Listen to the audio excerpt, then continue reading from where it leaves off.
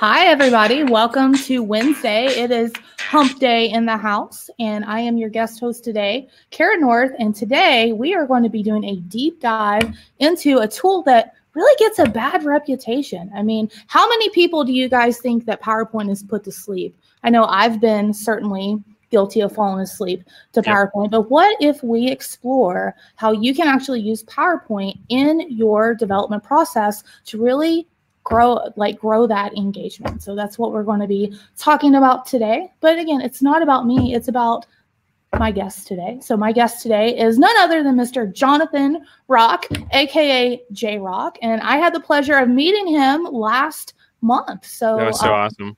It was so awesome. I love the fact that you can meet people virtually online and then actually get to meet them face to face. And it's almost like you have an instant connection with them. And we got into a little bit of trouble, didn't we, J Rock? A little bit, yeah.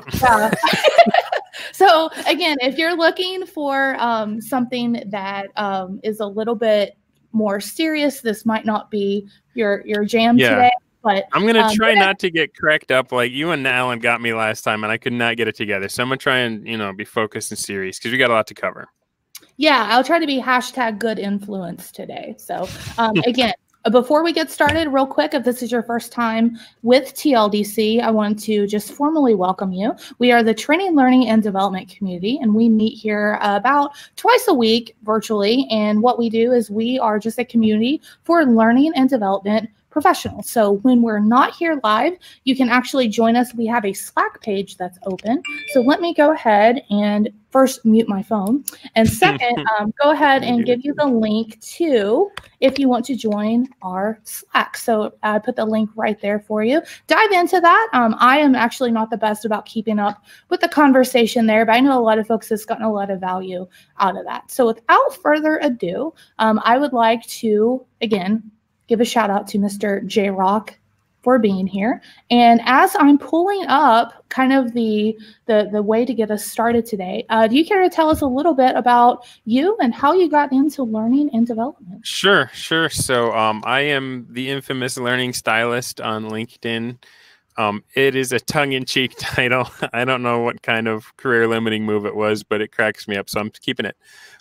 But yeah, I started off, I was getting an education degree, and it was summertime, and the substitute jobs were drying up. So I wound up working at a company called Pharmacia, hanging tags on equipment and building equipment history files and not doing anything with learning at all. I was kind of like Jonah trying to get away from my fate. And then one day my boss came to me and said, I have to do this safety presentation and I'm not gonna be able to make it. Can you do it for us? And so I got up and did the presentation, and all of a sudden people were like, hey, you should really think about doing this training thing.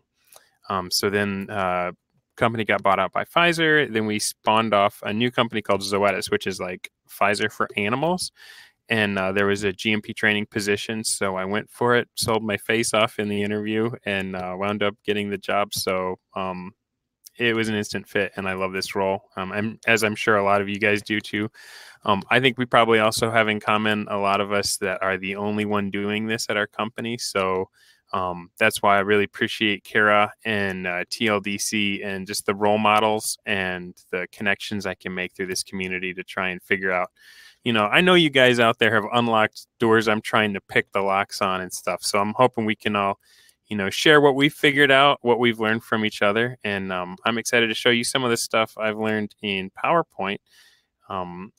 I'm not sure too many reasons why you might use PowerPoint instead of Adobe, unless maybe you have a shrewd manager who says, why don't you use what you have when you ask for more expensive software and stuff. And so the program is amazing, and they keep making it better. So we're going to, how many... I just in the chat, show if you were able to attend the PowerPoint playlist the last time.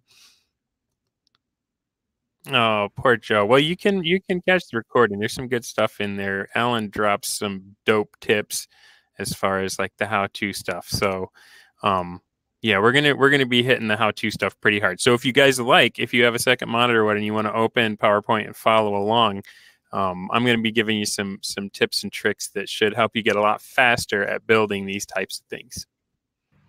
Because it's about speed. Right? I'm all excited. Like, I am so excited, and thank you for bringing up the PowerPoint playlist, J Rock, because one thing that I'd like to do is I would just like to say that Originally, this session, we were actually going to have it last month. And so it just so happens because of scheduling conflicts, it came after the PowerPoint playlist. So please don't think that we are competing with anybody or anything like that. Just a little disclaimer there. So yeah, I know and you Kim guys. asked, Go ahead. Oh, I'm sorry. Yeah, Kim's just asking what version of PowerPoint. I'm on the Office 365. Everything that I started with on this, I was on the previous version, and I will point out the things that I'm aware of that have changed that may not be possible on earlier versions. So. All right. Should we get to it? Are you all ready to see this? So this is kind of what got Cara's attention. I created this e-learning. It was a compliance training that I had to do for my site, and I figured instead of another bulleted list of PowerPoint slides telling you all the dry details that you needed to know, I could make it a little more fun. So go ahead and roll it, Cara, and maybe I'll just do like the director's commentary over the top, and you can interrupt me with questions or whatever. But yeah, so basically I had 3 PowerPoints that were given to me that were kind of like the source material, and they all had these dry bullet lists. And the reason they call them bullets, by the way, is because they kill attention. So I thought, what if, I was just staring at them, just kind of disheartened. And I was like, what if it was a game? What if it was more fun? What if instead of like bullets, they were like Pac-Man power pellets, and like the people had to find them and you got rewarded with the information instead of just me vomiting it all over you. So that was kind of my thought. I was inspired by several games when I was younger, kind of like Monkey Island, or some of those where you control a character going through a story. So I wanted story, I wanted game, and I wanted good visuals. And I was inspired by a blog post that Melissa Milloway had done where she had like these scrolling and parallax stuff. I found a YouTube that David Charney had done where he showed me how I could use a slider as the background and have an animated character going through. And so like all the pieces started coming together where I was like, I can make this game. And I'm just crazy about Netflix and the Stronger GMP show, or Stranger Things. Sorry, it was the root inspiration. So I thought, can I take the first season of Stranger Things and build a course around it that takes people through some what might otherwise be dry compliance training? So I love the idea, and I love the fact that you've brought Joe Suarez out of his hole for this presentation, because he did a really nice presentation about Stranger Things and e-learning. I'll give a plug for what he did at Learning Dev Camp last year. So if he wants to share any of those resources, he should. But again, yes. I want to show this because I'm telling you, if you're listening to the podcast version of this, please come and watch the video, because what you are about to see is absolutely mind-blowing. I have begged and pleaded with J-Rock to do something with this, make a new version for Demo Fest at DevLearn, because I really think that this really could just change the game. So without further ado, let's roll it. So yeah, through Crowdcast, you probably won't be able to hear the sound, but the whole thing has like a 80s synthwave kind of vibe. Right now, it would just be crickets and stuff. But this is one of the shots that we're going to talk about a little bit later today. It's very cinematic. It's kind of a recreation of what happens in the first episode of the film. And I did it all in PowerPoint. So, here we are. This is a representation of my office. And the first character is named Bill Myers, not to be confused with Will Byers. And he's creating some e-learning, and something's about to happen. The music gets ominous. The lighting effects start to go crazy. You hear some switching sounds, and then a crazy noise. And then this leads into the iconic, this was, I think, kind of what I first got. My first invitation to share on TLDcast was creating this sequence right here, which is, again, just in PowerPoint. It's just really large letters and motion paths, but I tried to sync it up as much as possible with the Stranger Things intro. And so, yeah, there's like some heavy synthwave music going nuts right now. And I'm doing some shout outs to some of my heroes that inspired different portions of the game.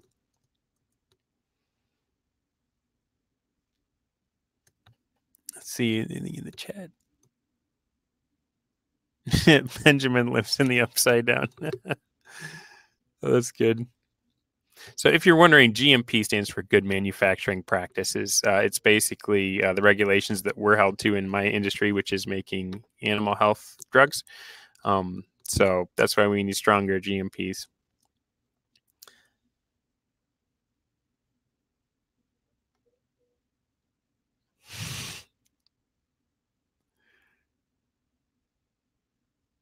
All right, this part, it's kind of good you can't have sound here because this is an alarm clock and it's kind of blaring. Yeah, poor Cara, she's got it in the pots. But you click on the window and it switches to kind of like that broken up house view. And then this was another technique that I did with cutout shapes to try and mimic the way that the chapter titles happen in the show. And basically, it tells you that you're having a dream. You know, your products got adulterated and your boss was angry and animals got hurt. And then your dream gets interrupted. It gets weird. And this is where the character that got trapped into the it's not the upside down in mine, it's the backwards. And he's in there and the monsters tried to take our quality because if the animals get sickened, it's easier for them to prey on them. So here's the first kind of decision. You can either say, yes, that's me, or wait, that's not me. And I wanted to give people a choice in their avatar, which kind of doubled some of the work for me because I had to create it so that either one could experience all of the stuff. And as Cara and I were talking about, I gave them non-standard skin colors because the whole point of the avatar is being able to put yourself onto it. So I didn't want it to be like, oh, great, now I got to play a white lady, or not Asian. You know, I wanted to give them non-standard skin colors so they were a blank slate. So, thanks, Melanie. Yeah, and then the way it works, we've got this slider. I've got these little dots, the GMPs, that they're listening to what number the slider is on, and then they'll appear when the slider gets between that range and disappear when it gets outside. And then you can click on it, and it opens the other layer that starts. Now, when you start reading this, these are the bullet points that were on those original PowerPoint slideshows. So it's little nuggets of knowledge that you'll have to collect. And you are going to be quizzed on them later, but the quiz takes more of the form of a boss fight. At one point, you get a slingshot and you get to fight the Demogorgons. Although mine are called Deviogorgons because everyone's trying to avoid deviations because that's what causes problems in this pharmaceutical environment. So, and some of these might have some overlap with HR as well, like washing your hands after you go to the bathroom and brushing your teeth before your shift and that kind of thing.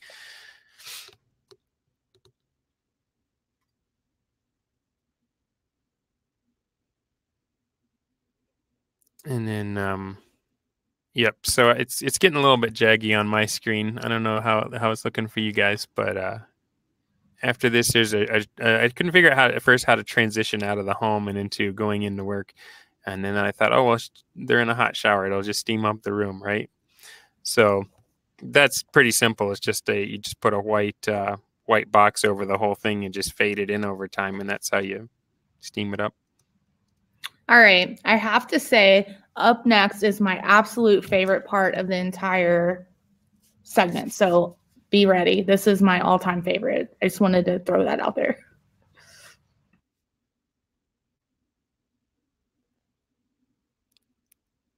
Yes, now the hot shower is steaming it up. And now you're on your way to work.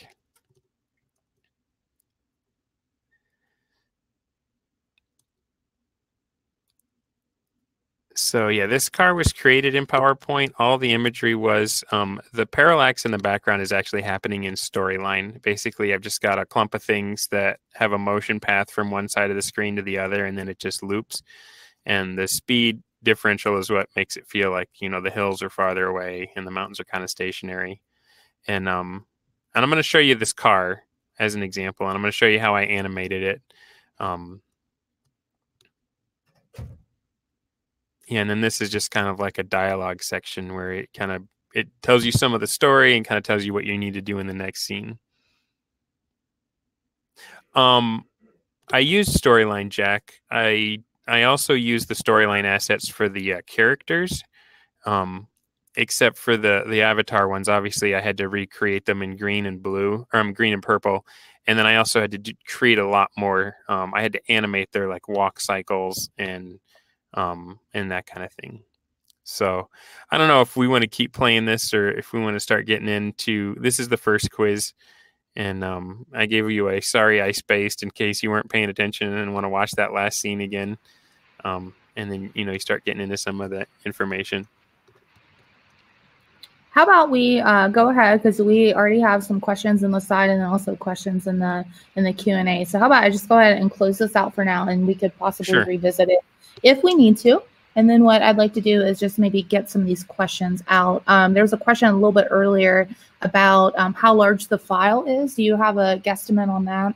Oh, on the final storyline file? It's pretty big. I mean, I've got like, I think 5 different levels that each have all these assets. It's got a soundtrack and sound effects and that kind of thing. Let me see if I can find that. Okay. I'll answer the other question from Marissa while I'm searching for that file size. Where did you get the background assets, or were you creating from scratch? And again, yeah, the some of the people from storyline were my models for those scenes, especially ones that are kind of static and don't have to move or just have like frame to frame. Everything else was built in PowerPoint. There was the little text, where like you see the chapter and then it, zooms in, goes transparent and zooms into the scene. The first couple of those that I did not have the latest version of PowerPoint. So I used a vector tool called Inkscape, which is free, and you can do vector art with that. I use that to cut the letters out of the background, make like a black background with the text cut out. But in the latest version of PowerPoint, you can just convert your text to a shape and use that to cut pieces out. All right. So, Jack wants to know how you animate the people. All right. Yeah, that's what we're gonna get into. So yeah, maybe we should jump into that, and I can share my screen. Yeah, that sounds good. And then we'll make it big so it's a little bit easier for people to see. But really, right, okay, guys in the chat, as we're getting this set up, how amazing was that? Like, honestly, like, share in the chat kind of your thoughts about it, because I was just absolutely blown away the moment that I saw that. I've never seen anything like that before, built with so much PowerPoint. All right, let's see if I'm sharing the right one here. Perfect. So you can see the PowerPoint. All right, so let's start at the very beginning. Hang on a second. Sorry, I'm showing everybody my belly again. Watermelon and then I'm sharing the wrong screen. Watermelon freeze with the sugar seeds. All right. I'm gonna share another screen. I got too many screens going. Here we go. Here's this one. All right. And you guys are all welcome for that sexy gut shot.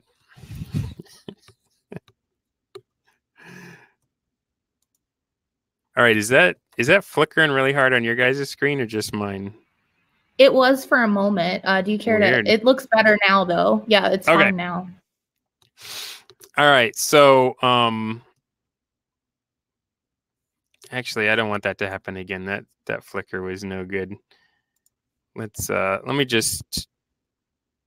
I'll stop sharing and sorry, having some technical difficulties here. Maybe we can blame it on the Demogorgons. That's who are in charge of the technical difficulties today. So hang tight while we're going through the upside down. They're hanging in there from the backwards. They don't want you to get this knowledge dropped on you. All right. Hopefully this one works.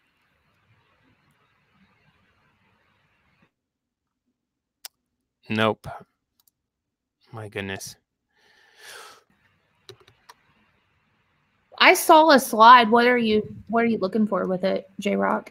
I was just trying to show the actual this may be better. Here we go. Okay. Thanks for your patience, everybody. It's worth it. You guys rock. This will be worth it. Is it zoomed in or something? I'm trying to show the Yeah, okay, here we go.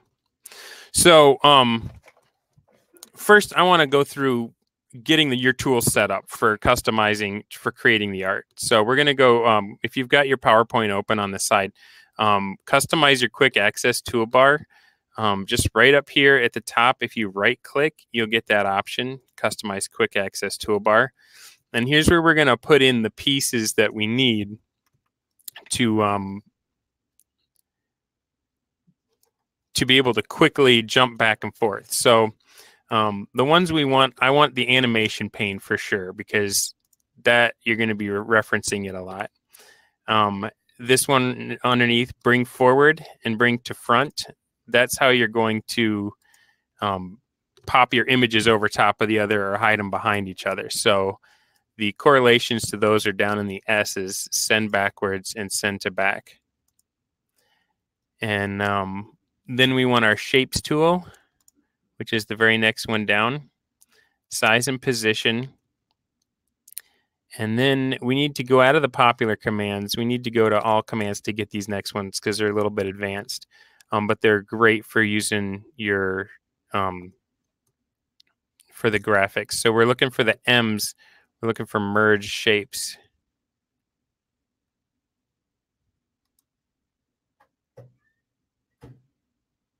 Right here, merge shapes. You're going to add that one.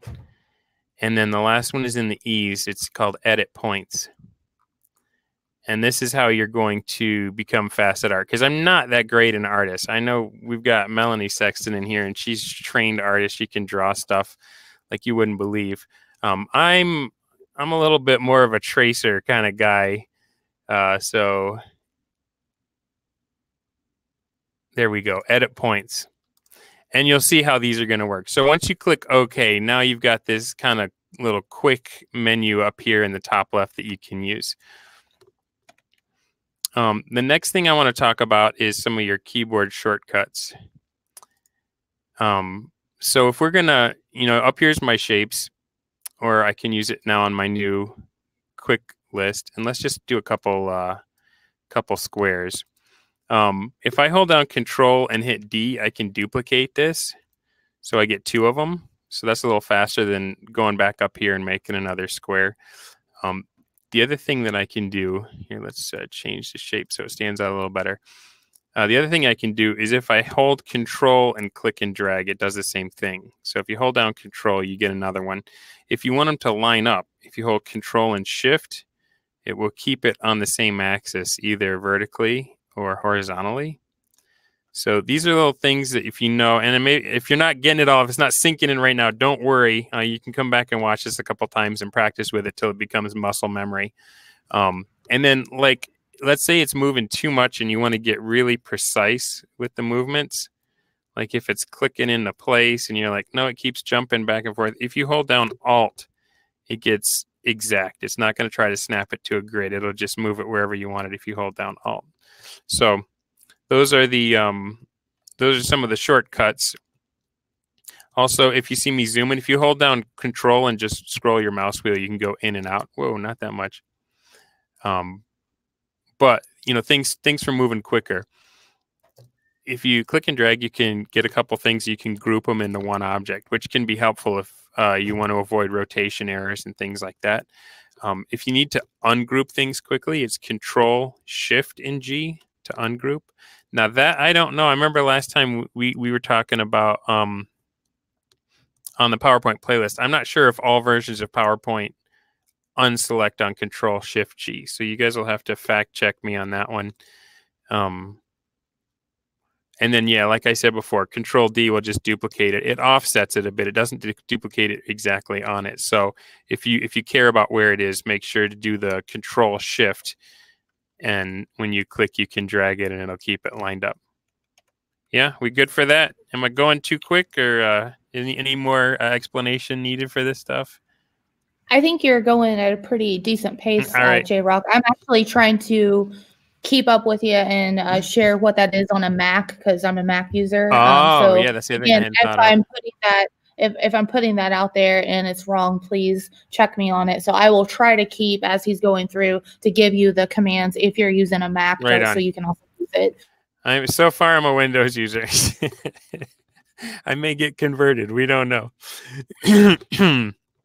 All right. So here, this background, it looks nice, but it's kind of distracting me. So I'm gonna grab everything, and then I'm just gonna hold down Shift and deselect the stuff I want to keep, and then oops. Let me try that again. Control All, Shift, and you can do Shift click or Control click to grab multiples.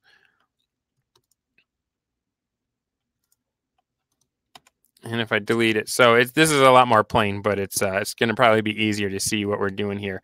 Now these tools, the merge shape tools, they only activate when you have more than one shape selected. They're right here. Union, combine, fragment, intersect, and subtract. And this is one of the ways that you can quickly build complex shapes that don't come with. So I'll just kind of show you how that works if you're not familiar. So if I've got these two overlapping, the thing I want to do is, if I'm going to use it to cut it out, think of like the one that's on top as the one that's the cookie cutter, right? So first select the one on the bottom and then grab it. It's not really based on where they're lined up. It's based on which one you select first. So the first one you select is the dough. The second one you select is the cookie cutter. So if I select the bottom one first and then this, and I come up here to my merge shapes, if I say union, then basically I've just made a new shape with that new outline. And that's why I've got the kind of blue outline there to show you. That becomes just one shape from that point on. If you combine them, it gets a little freaky. You can fragment, and if I do this one, I've actually got a bunch of new shapes here now. Basically, everywhere there was an intersection becomes a new shape. Intersect just only, it cuts out everything except for the overlap. But subtract is probably the most useful one, because that's where you can draw a shape and then you can draw another shape and cut it out.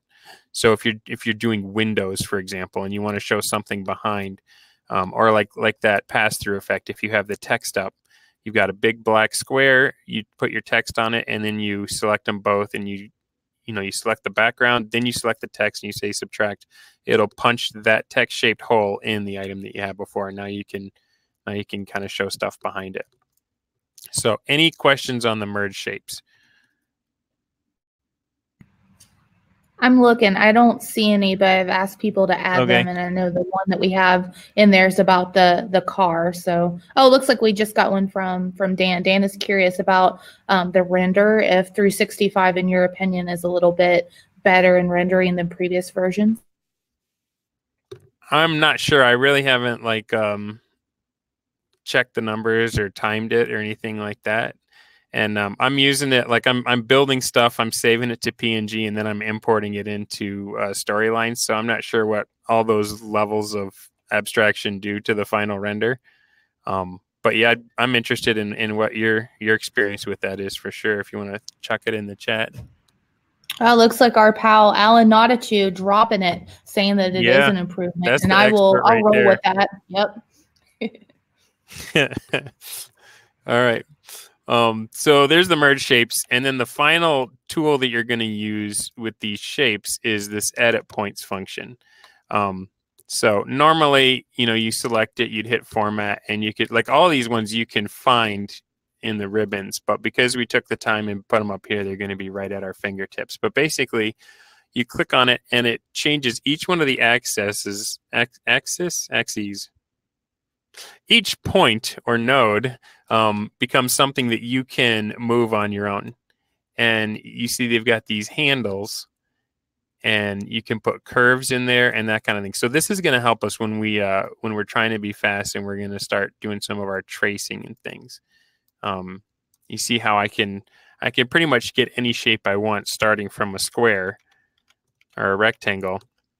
One thing to keep in mind, if you right click on the nodes, there are 3 types of points. There's a smooth point, where when you handle one of these, I guess you'd call them Beziers, it affects both sides and it tries to keep it a smooth line. The other way is a straight point, which is somewhat similar, that you move one and it affects the others. And then I think it has to do with curvature. And then the one that's most useful to us is the corner point, where each one moves independent of the other. Getting fancy with the terms. Yeah, I'm sure I didn't pronounce it right. It's either Bezier or Beziers, whichever one you prefer. We'll go with either one at this point. Yeah. Oh, Melanie's got it. She said the first one. The first one. All right. Kind of Frenchish. So now we're gonna get into the speed. So there's a car in the first season of Stranger Things. It's an Oldsmobile 1972 442. I think it's one of the characters' dad has it, but it just caught my eye, and I was like, my story takes place in the present, but I wanted to kind of evoke that 80s-ish Stranger Things. So that's why I decided, okay, the car is going to be one of these classic old-timey cars.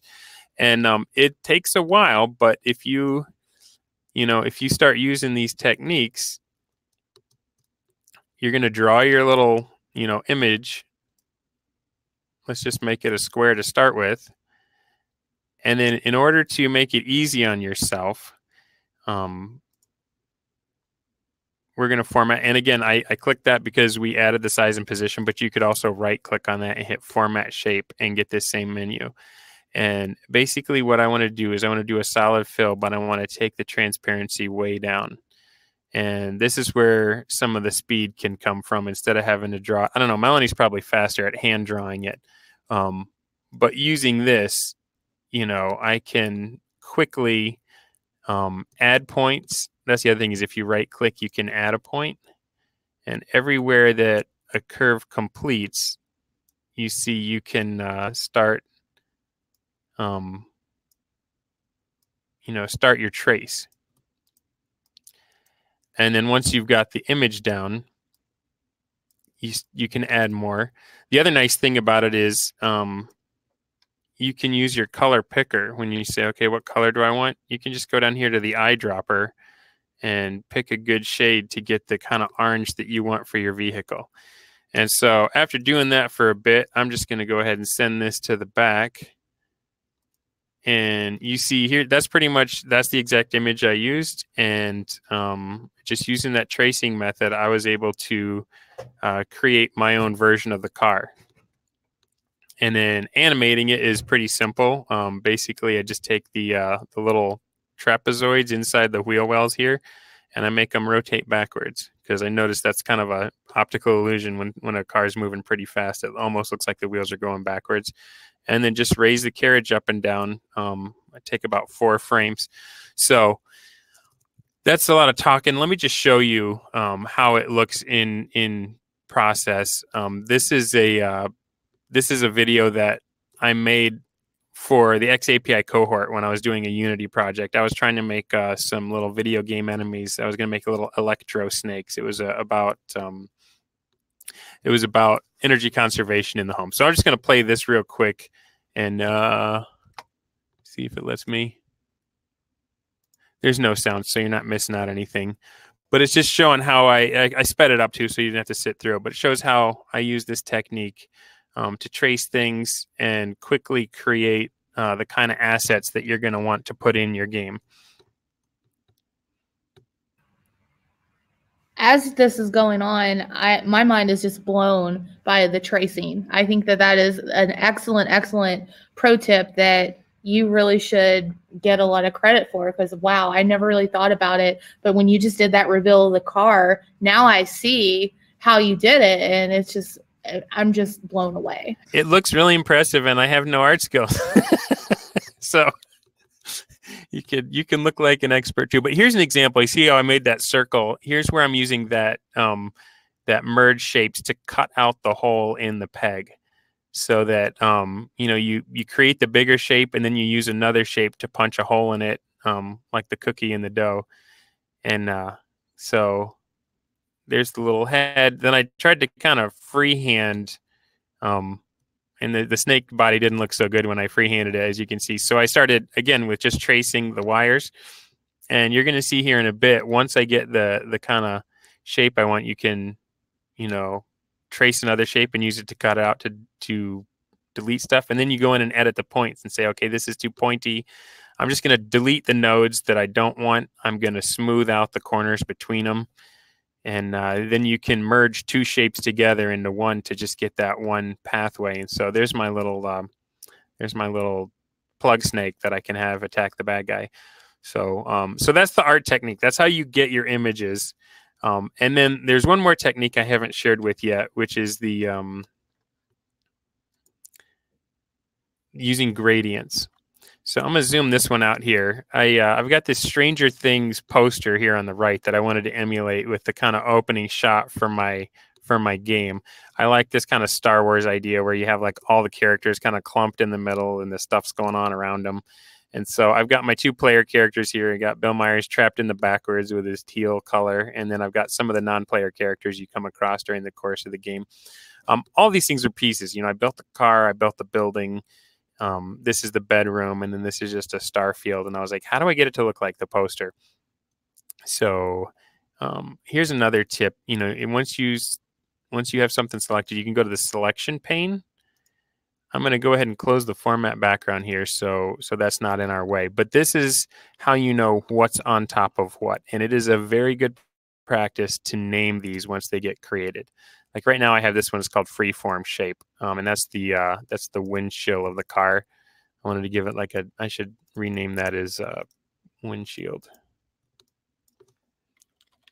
Just because, especially with these, you know, composite images where you've got a lot of stuff put together, you can easily lose track. So I wanted to make, so the first thing I noticed is got this kind of vignette around it where it's almost like an eye opening. So I've got, I think I called it fade here. So I put that around, and basically all that is, it's a big square. Here, I'll click on it and we'll look at the format shape. Basically, it's a big square. Instead of a solid fill, I did a gradient fill. And so I did a radial one. So it's not going to be square, it's going to be round.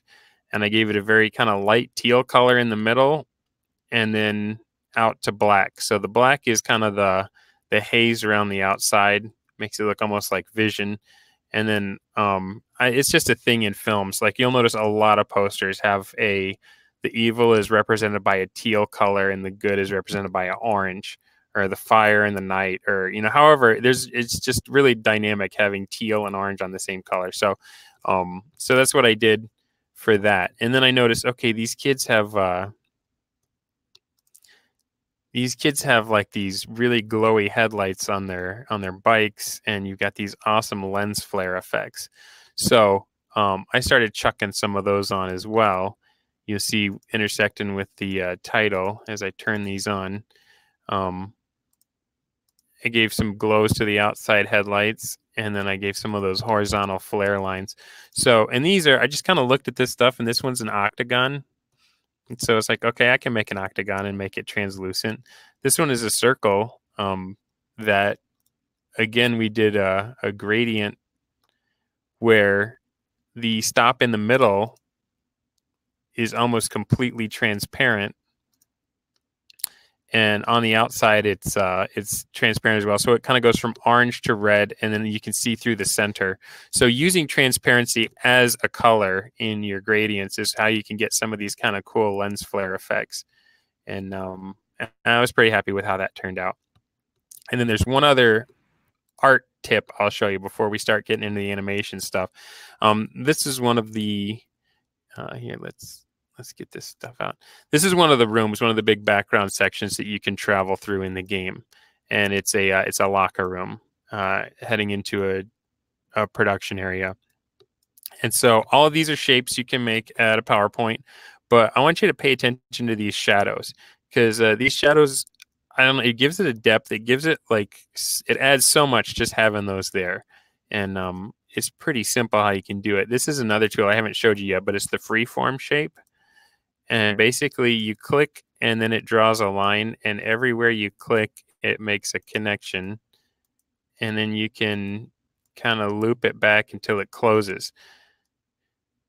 Now with this guy, I can say I want it to be black, and however much transparency you give it is how dark or deep that shadow is.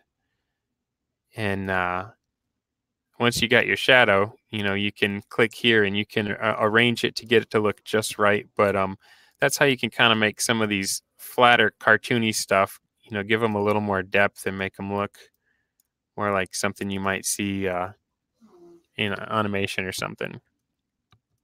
anime, Dragon Ball Z, what action. And then the other thing is, if I can avoid losing my mouse again, this is the production background before the final fight. You can see here on the right, you're going into the backwards. They got the vines and the teal going crazy. But one of the things I kept in mind with this one as I drew the different pieces, whoops, sorry, I pushed the wrong button. You'll notice this one on the far left, the perspective is it's off to your left, and you can kind of see that side of it. And as you make your way through the pieces of equipment, the perspective shifts. The model that I had was all kind of isometric from above and to the right. And so I was like trying to picture, the vision as the camera. That's, I think, one of the biggest takeaways is when you look at PowerPoint, when you look at the canvas, this is not everything. This is not all. This is all that you will see, but you can put stuff hanging off to either side, above or below it. Think of this square as your camera. And the way that you move your camera and have those cinematic moves is by shifting stuff. So that's my last prepared slide here. And my last tip before we just get straight into the questions. This one, obviously the image is way bigger than the background of the slide. And this is that first shot where the camera was panning down. And it's huge. I got a ton of stars. I got the buildings and that kind of stuff. The problem was I had forgotten one section of the building, this kind of triangle trapezoid thing. That section of the roof was gone and the building just looked flat. And the problem was I had grouped it, right? It was this is one big group. If I hold Control Shift and G to ungroup it, you can see, and I could do that like 4 more times. It always breaks down into smaller and smaller pieces. The problem is once you apply an animation to a group, let's go to our animation pane. See, it's got this motion path where it just shifts up from the bottom, which is our camera actually moving down, right? Well, if I ungroup that, guess what happens to my animation? It is gone. It goes bye-bye. So it's like now I got to try and reanimate that whole thing. And I think I may have shared this. The way around that is you're going to create another object. It can be whatever you want. Let's just make a circle here. And then you're going to click on this first one again. And we're going to go to Animation Painter here. And I'm going to paint that onto my circle. So it takes a while. It wants to show you the animation after you do that. But once you do that, sorry, my head's not in the frame anymore. Once you do that, now you can click on your group again. You can ungroup it. You can add something to it. And then when you regroup it again, you can just do the same thing in reverse and take the animation on here and add it to that one. And everything will still be lined up. It'll still start and end where you like. Yeah? How we doing? Got 17 minutes? I don't think I've... I'm talking so much on this one. No, it's great. I think everybody's just equally amazed. We did have some questions kind of cycle through. I think I already know the answer to one of these, but I'll ask a question that Becky had asked a little bit earlier about just ballparking the development time on this. Like, what does that look like? Oh man. Well, see, no, this was a good project for me because it was an annual compliance training, which meant I had a year to put it together if I wanted. And the other part of it was other things kind of got in front of it. So it got backburnered for a while too. So it took me about 2 years because my boss was like, ease off on this. I got other stuff I want you to do. And then he was like, hey, I think we should finish that. And then it was like a crazy crunch to try and sprint to the finish. So when I was like deep into it and nobody was bothering me, I could get one level done probably in about 2 weeks, which is like the background, getting it to work in storyline, getting the music just right, all of that stuff. As far as like the art, it's hard to say, because this is one of those things that not only is it like detailed and intricate, but it is fun. And that whole Mihai Csikszentmihalyi Mihai flow thing will kick in, and you'll be in there and you will have no idea how much time passed because you were just in the zone, bringing the stuff that's in your head into life. So I don't really have a good answer. It took me way too long. I was terrified that my boss was going to be like, who is this giant nerd on my payroll, and why did I let him spend so much time on this? But as it's rolled out at the site, it has gotten a lot of really good feedback. People are, yeah. Yeah, just spoken like a true creative. It depends. There's my answer. Oh man. No, I love it. And to your point about flow, I mean, so many times we get, when we're in that creative zone and we're happy, we do forget about tracking the time and everything. So I think that's a really great point. We had a question from Dan just a moment about Storyline. So when we mentioned Storyline, that is an e-learning development tool that is by Articulate, and so that's what a lot of us here in this community use. There's another one called Adobe Captivate. But essentially, it's just a tool to create e-learning modules. So when we say story, that's what we're talking about. Yes, it's a way of like building things that you can put quizzes in it. It can talk to an LMS and give people credit for taking the course and that kind of thing. So I've just got one more PowerPoint I want to show you, and this is how I animated the car. I figured I'd do the car since Cara likes it so much. And this is the same technique to answer the original question, how you animate the characters. It's the same technique.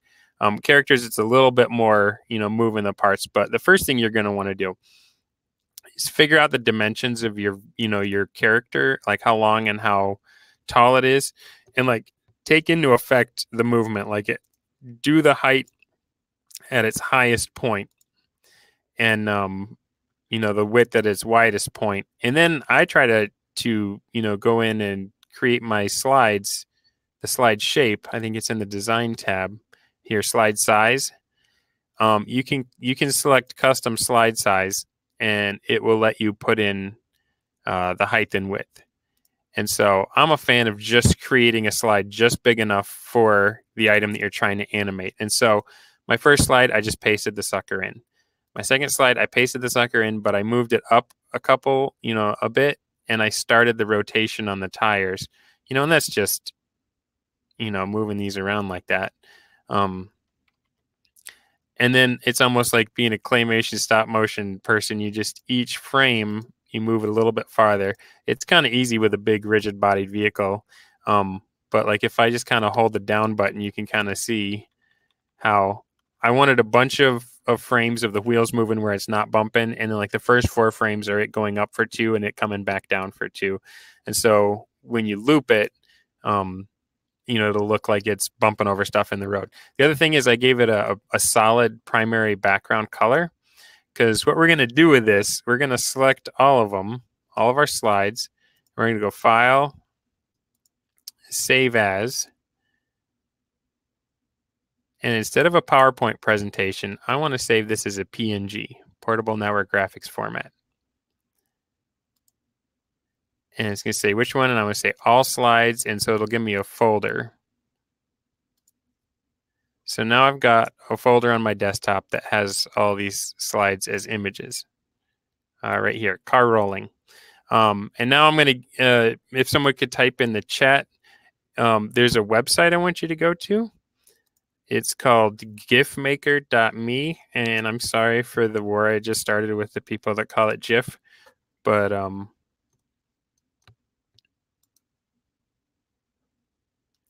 yeah, let me actually just open that right there in the chat.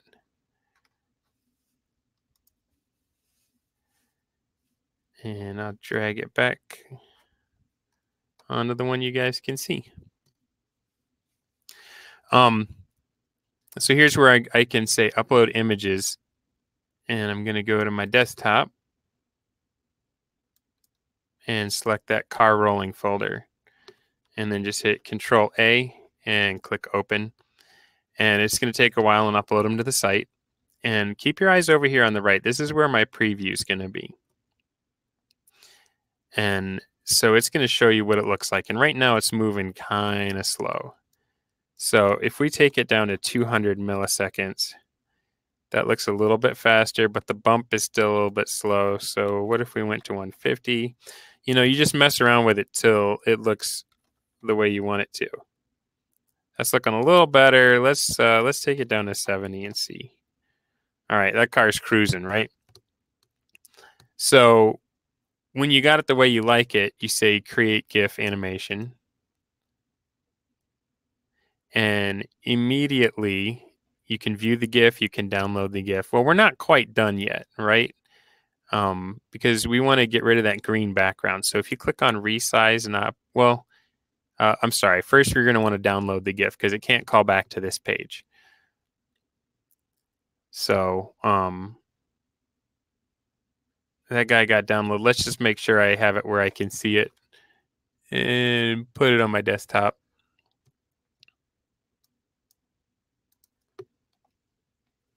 And now we're going to say resize and optimize the images. And we're going to upload the one we just downloaded onto our desktop. There it is. And we're going to scroll down to where it says make background transparent and show options. And this is where I probably shouldn't have I shouldn't have closed my PowerPoint.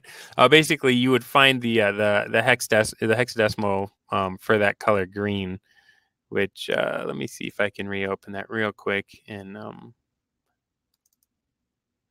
figure out what green that was.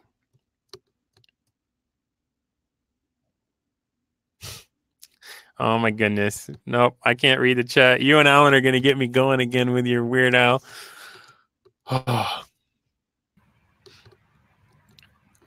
But again, it looks like everybody's really appreciating this in the chat, minus our little side conversation. So, okay, I'm starting to blank on the color thing here. Let's maybe say more colors. All right, there we go. If you say more colors when you click on this, you can see, all right, I know I've got red 0, green 176, and blue 80, right? Oh, you got that right, Kristen. That's most people remember the conversation more than the actual content, right? So speaking of not remembering, what do you guys remember what those were? Red was 0, green was... Dan, you got my back, brother. I appreciate it. 153 and...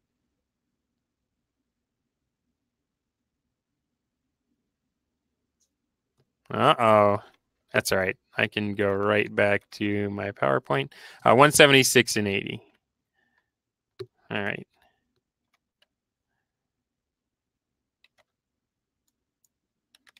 I appreciate you guys. I really do.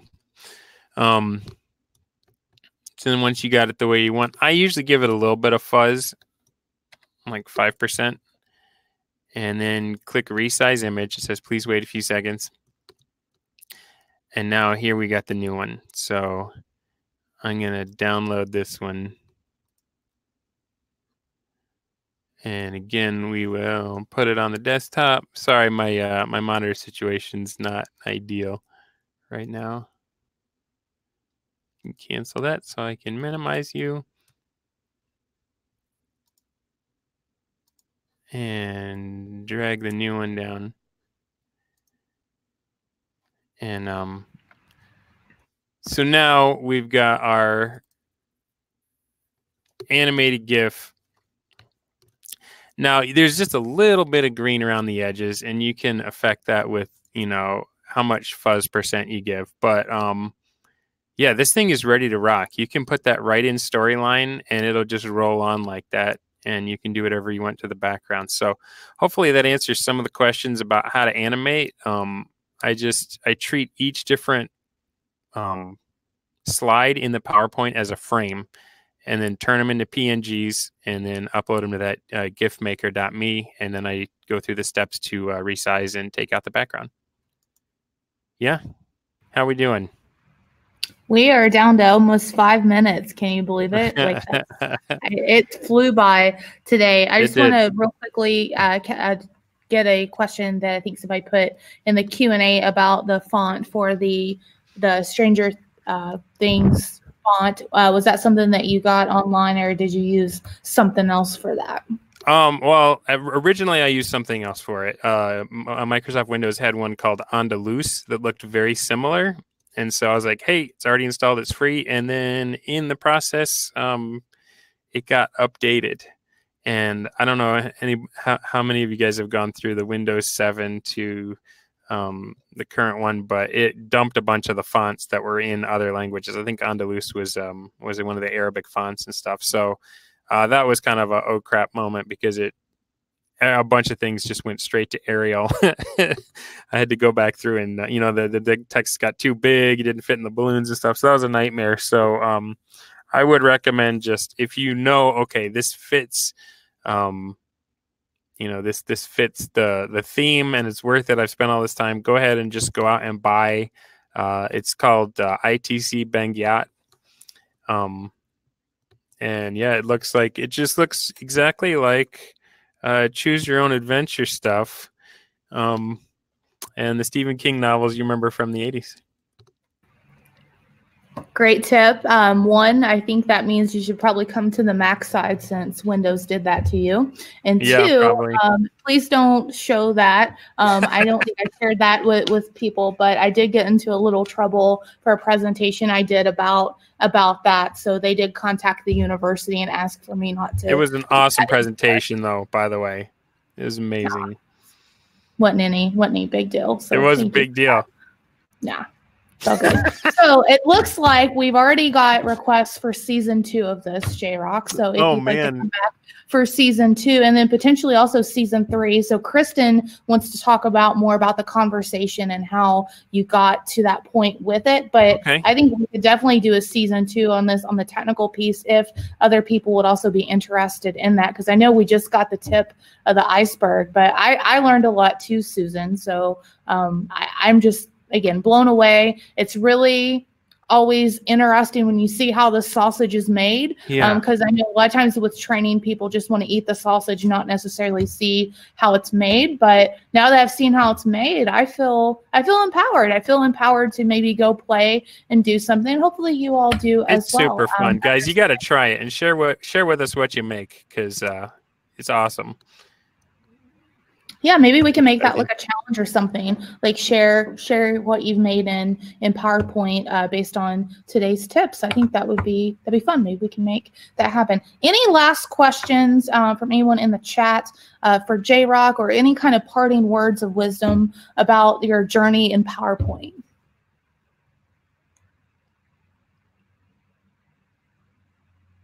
No? Oh, I think he froze.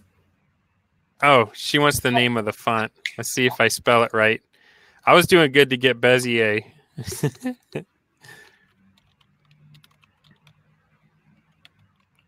Then we have one last question about if you can use an animated GIF in PowerPoint.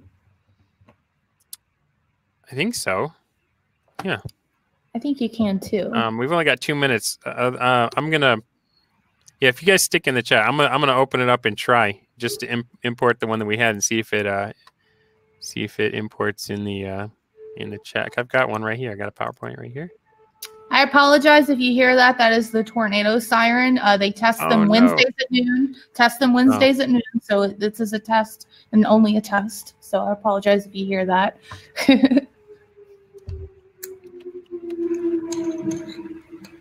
Yeah, if you're in Columbus, Ohio, you're hearing it right now. So yeah, ours is on Saturday mornings. So I don't know why they do Wednesday right in the middle of the day for you guys. Keep it interesting, right? All right, let me go into. I just threw the car in, and let me go into the slideshow view if it's going to let me. I don't know. My computer's doing a lot with trying to do PowerPoint and broadcasting and stuff. Yeah, we have a couple people in the side that say that they do work. Like you just throw it in there and it'll animate. Okay. Yeah, and cool. They have to test them one more time, the tornado sirens, if you currently hear them. So again, we're right at time. J-Rock, where can people find you?